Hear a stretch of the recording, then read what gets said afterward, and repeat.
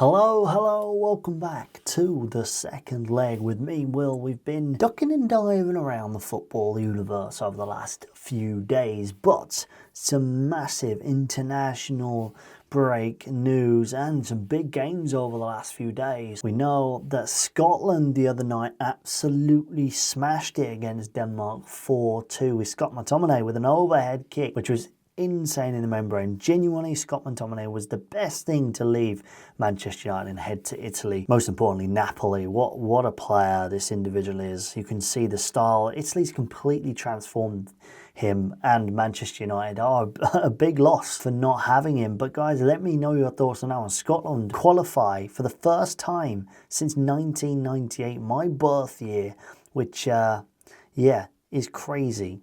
Mental time. A massive moment for Scotland and the Scottish fans. I was just watching the game and I was like, oh my god, wow.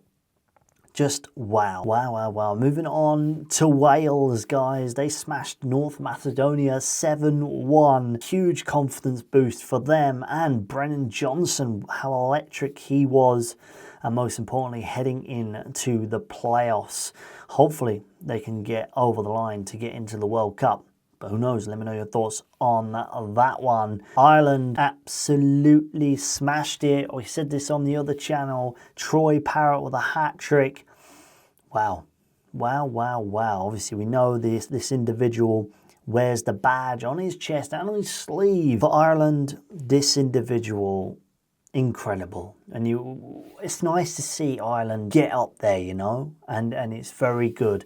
Indeed, they have secured the playoff spot, so let's see what happens there. But Troy Parrott, we know, moved from Spurs to Al-Khaimah, I should say, and now he's doing extremely well. You can see that on the pitch for Ireland. So guys, let me know your thoughts on that one, and Irish fans as well. What a moment, what a moment. It felt so nice because Szoboszlai was doing some weird, faces during that game for Hungary, and it felt quite good to get that win for them. It was very, very emotional, which we like to see. England finishes qualifiers unbeaten. Win over Albania on the 16th of November. England completed the entire qualifying campaign without conceding, which is quite good. And Tuchel has absolutely turned this team around.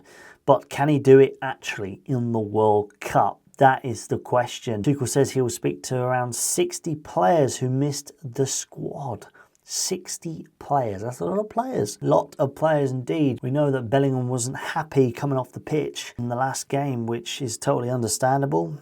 But there has to be a level of discipline and a level of accountability. If you're playing, not that badly, then fine. I guess you can be a little bit frustrated. I think anybody can be frustrated coming off the pitch, but I think there's a way of showing that behind closed doors. I wouldn't have done it. I probably would have pulled a little face, to be honest, while I was coming off. But Tuchel's the manager, and you've got to follow the manager's rules. He sets the tactics, he sets the players. And that's the case for him. Colombia beat Australia 3-0 in New York the other day. Guys, this was very interesting indeed. Shows Colombia is very, very good, and Australia is still trying to find their rhythm. We all know that they're not the best at football. Credit is due that, they're there and they're doing well. But 3-0 against Colombia, tough game indeed. But guys, let me know your thoughts on that one. Also, some scandals in Turkey, guys. Nearly 300 players have been banned. Referees have been investigated. Lower leagues have been suspended. And one of the biggest scandals in years of illegal betting, which we've seen indeed. But this is the Wales World Cup. World Cup playoff routes have been confirmed. Wales, Ireland and Northern Ireland all know their potential paths. Tough brackets, but winnable in the right place and for the right draw. Big storyline for the next international break. But guys, let me know your thoughts on that one. And Chelsea, guys. Chelsea are moving ahead early in the transfer, or I say the January transfer window, which is up and coming in the next 2 months. Didier Ordonez is on the way, and the announcement is expected to come soon. He's a young talent, and we should see where he ends up. Maybe he can get himself into the first team squad eventually, but very interesting indeed. And John McGinn missed the celebrations the other day for the Scotland game because of a routine drug test. Walks on late to the party, but that is, I guess, classic football timing, but it sucks that he couldn't been there instead. But guys, let me know your thoughts on that one. Leeds United, Daniel Farke came out on Sky Sports the other day, and I was not majorly impressed because you could slightly see not saying it was intentional, but the gaslighting of him saying fans expected a sack after the Nottingham Forest games. To be honest, I always back Farke. I think it sucks he's in this position. He does have a way in front of the recruitment when it comes to players. I think the ultimate decision is down to the recruitment team, but he does have, an eye for the players. So, he's brought these players in. Obviously, he's been made short a little bit because he wanted a few more individuals, maybe an extra defender, left back, and maybe an extra attacker. But guys, it's if you haven't seen the interview, go and check it out because it was one hell of an interview. And they did one for Leeds United as well. This is it now. Aston Villa face us at home at Ellen Road on Sunday. This is going to be one hell of a test. And I say this in every single video. It's going to be a test because Leeds United can't win at the moment.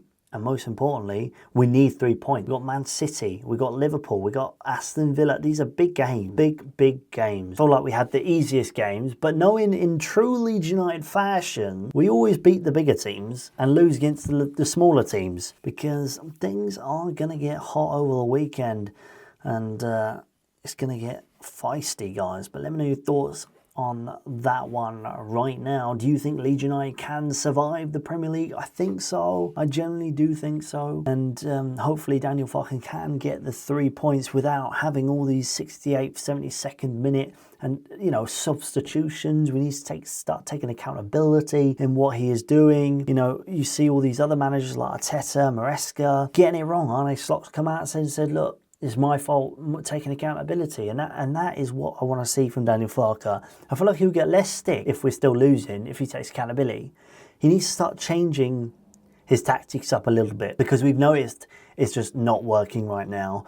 And that is the issue. Substitution's too late. He's not starting the right man. Willy Gnonto's not playing. Daniel James isn't playing. Bornau's not on the pitch. Jakob Bajol every now and then comes on. You're not utilising the players that we do have. But guys, let me know your thoughts on that one. Some big championship news as well. Sheffield United have recently signed Patrick Bamford, previously of Leeds United, on a free transfer for a month. Well, until January, and he had his first game the other day. It sucks that Leeds did not keep Bamford. I'm happy that DCL's here, I'm happy that Metcha's here, but I want to start seeing results. DCL's work rate is great, just like Aronson's work rate is amazing, but we need to start seeing results. That is why I wanted to keep Bamford. Yes, he was injury prone a little bit, but so is DCL. He's managed to keep it up this season. And the next one, Sheffield Wednesday. Liam Cooper returns, and he is now a Sheffield Wednesday player, and he's signed on a free as well. Thought it was quite interesting as well. I think it's a good move for him, going from Sofia. Obviously, they agreed to terminate the contract, and he's came back to England and joined Sheffield Wednesday on a free transfer. Everybody, that is good. It's nice to see them back to, obviously, the derby, Sheffield United, Sheffield Wednesday. They could start seeing each other again, maybe, behind football or outside of football, who knows.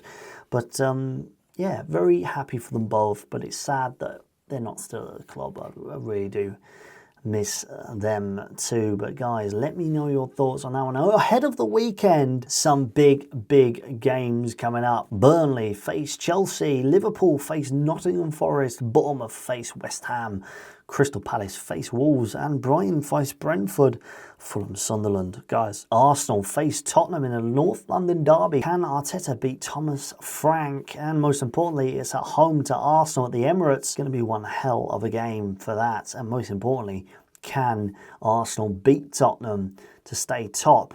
Obviously, they're quite a way ahead. Man City are creeping up. Let's see what happens there. So guys, make sure you hit the subscribe button. If you're not, we do vlogs, we go to stadiums, we do all of the above, and this weekly show for you guys. So make sure you hit the follow button, hit the subscribe button, and I'll see you guys very soon in a bit. See you in a bizzle.